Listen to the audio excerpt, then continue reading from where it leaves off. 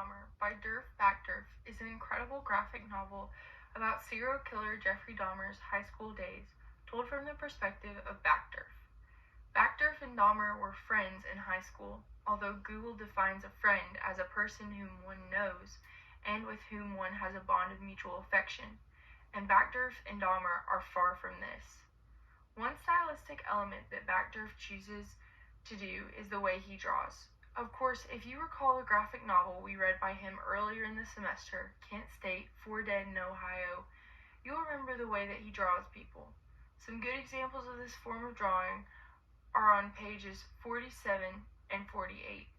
Page 47 shows a sea of faces that are all staring blankly ahead. The proportions of their faces are uncomfortable since many are elongated.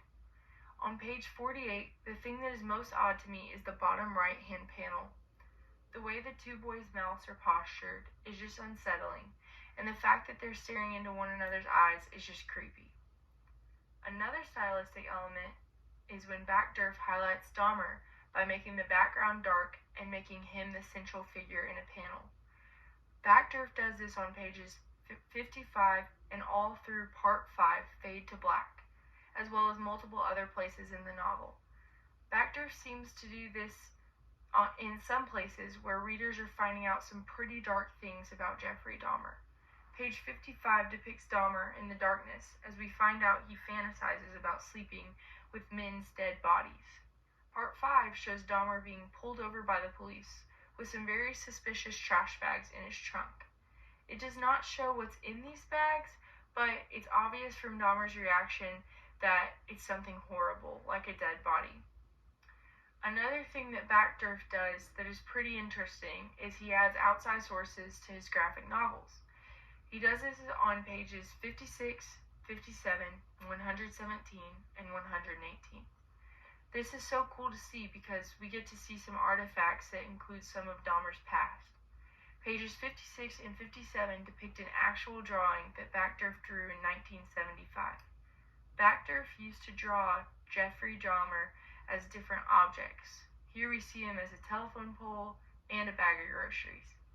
Dahmer and his friends plan to sneak into as many club photos as possible in their yearbook. The audience can see one of these photos on page 117. The group was caught, though, by a teacher, and readers can see where Dahmer was in the photo by recognizing that his face has been scribbled out with black marker. On page 118, more drawings from Backderf can be seen from the 70s.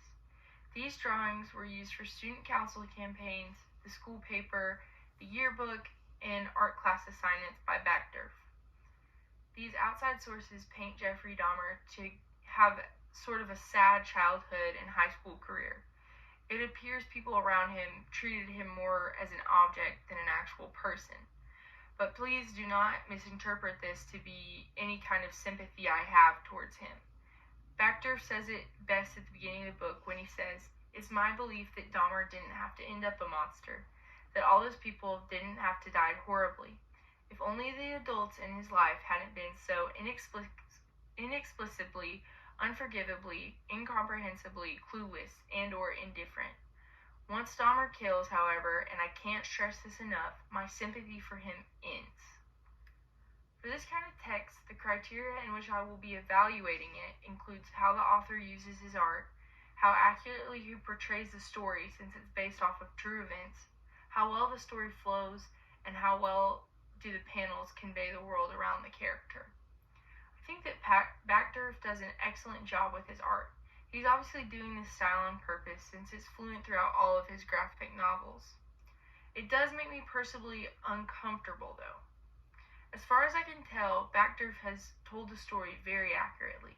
He lists all of his sources at the end of the novel. I think it also helps that he knew Dahmer personally.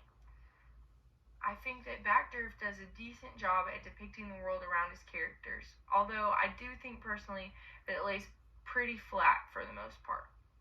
This story flows really well since it goes chronologically through each of his high school years. For these reasons, I would give this graphic novel an 8.5 Tootsie Roll Pops out of 10. I think this was an excellent novel, and I would recommend it to other people to read.